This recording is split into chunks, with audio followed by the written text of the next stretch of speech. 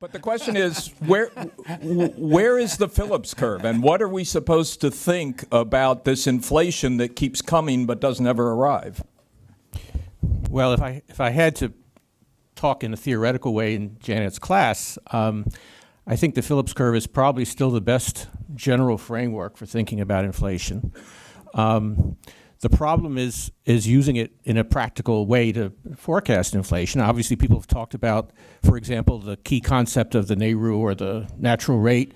There's a lot of disagreement right now about whether we are at full employment or whether other indicators other than the U3 unemployment rate are better measures of the amount of labor slack, for example. I think one area where economists really have not done a good job is explaining inflation expectations. So the only thing in the Phillips curve, essentially the only thing that determines inflation over the long run is what inflation that is expected. So it's kind of circular. With rational expectations, you have all kinds of technical issues about finding the equilibrium and so on.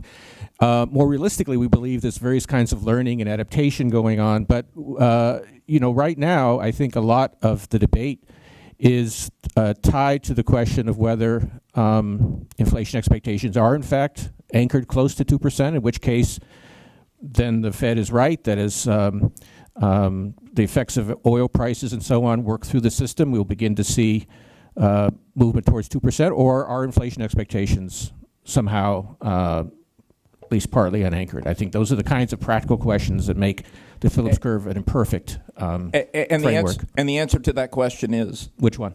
Which of those is it? I don't know. If I knew, I would certainly tell you. Yeah.